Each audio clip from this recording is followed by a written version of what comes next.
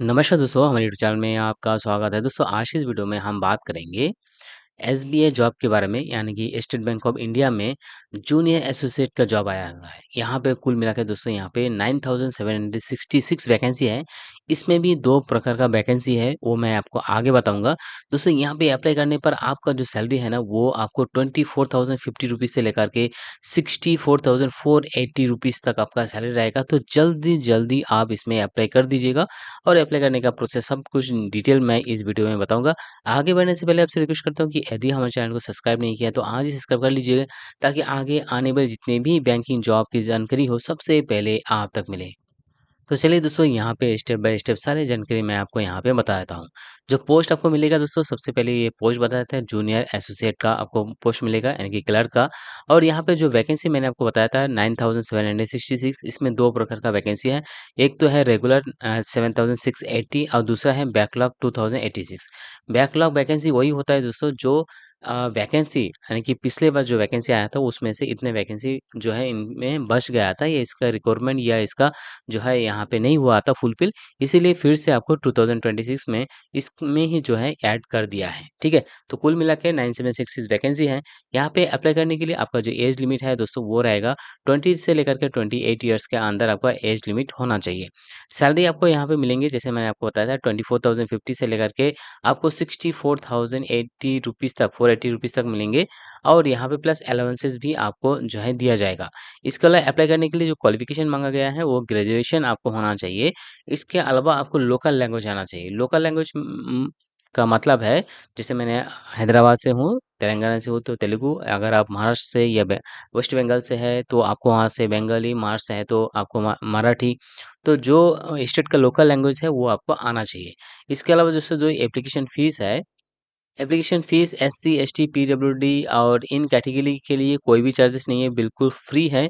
लेकिन general, OBC और EWS category के लिए ₹750 आपको एप्लीकेशन फ़ीस देना होगा। अब बात कर लेते हैं दोस्तों, यहाँ पे सिलेक्शन प्रोसेस कैसा होगा। तो सिलेक्शन में सबसे पहले आपको प्री एग्ज़ाम होगा, उसके बाद मेन एग्ज़ाम होगा, फिर लोकल लैंग्वेज टेस्ट आपको लिया जाएगा, यानी कि 3 प्रकार का टेस्ट होगा यहाँ पे होगा। जॉब लोकेशन अक्रॉस इंडिया में यहाँ पे होने वाले हैं, और लास्ट डेट दोस्तों यहाँ पे 35 अगस्त आपको रखा गया है।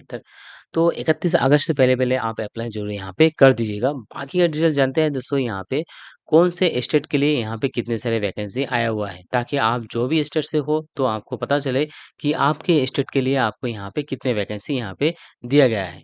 तो आप यहाँ पे देख सकते हो जो वैकेंसी आया हुआ है दोस्तों, सबसे पहले आपको यहाँ पे आता है सर्किल गांधीनगर, यानी कि गुजरात के लिए। डायरेक्ट मैं स्टेट का नाम यहाँ पे बता देता हूँ और उसके उसके बाद टोटल वैकेंसी यहाँ पे आपको बताता हूँ, ठीक है?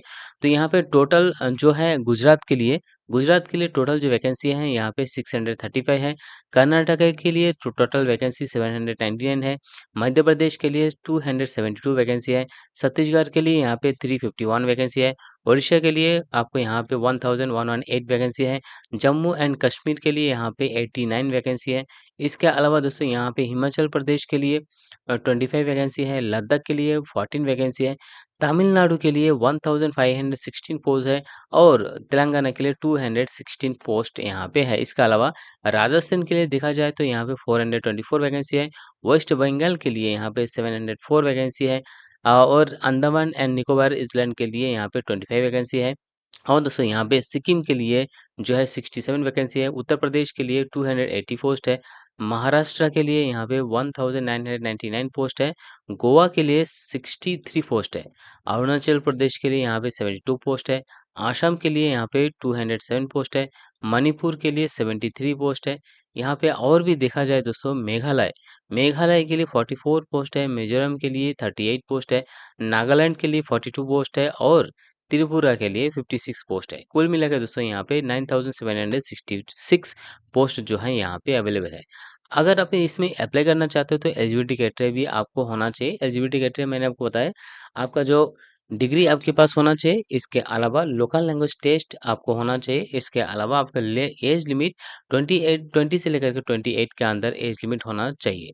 एज रिलैक्सेशन दोस्तों मिलेंगे, जो ओबीसी कैटेगरी है उनके लिए 3 साल है, एससी एसटी के लिए 5 साल है, पीडब्ल्यूडी कैटेगरी के लिए जो है यहाँ पे 5 साल है। जनरल और ईडब्ल्यूएस कैटेगरी के लिए, जो पीडब्ल्यूडी के अंदर आता है उनके लिए 10 साल रहेगा, और पीडब्ल्यूडी ओबीसी के लिए 13 साल है, पीडब्ल्यूडी एससी एसटी के लिए 15 साल है। जो जनरल ओबीसी ईडब्ल्यूएस है उनके लिए कोई भी एज रिलैक्सेशन नहीं है। दोस्तों सैलरी का रेंज यहाँ पे बताया गया है। तो खैर एसबीआई में काम करना है तो सैलरी की बात क्या है, ऑटोमेटिकली सैलरी तो आपको आ ही जाएगा। दोस्तों यहाँ पे अप्लाई करने के लिए हमारे पास समय बहुत कम है, बहुत कम समय ही दिया हुआ है।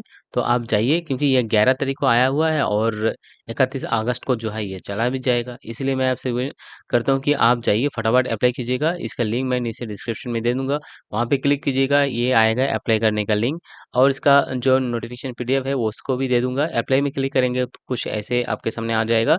यहाँ पे 2 लॉगिन ऑप्शन आपको बताएगा, यदि आपने पहले से लॉगिन किया है, ठीक है, आईबीपीएस में तो आपको उसके नीचे के ऊपर क्लिक करना होगा। अगर नए है तो आपको यहाँ पे click add to new registration में क्लिक करके बाकी अपना जो फॉर्म है उसको भर देने के बाद पेमेंट करके सबमिट कर दीजिएगा। बहुत ही आसान है।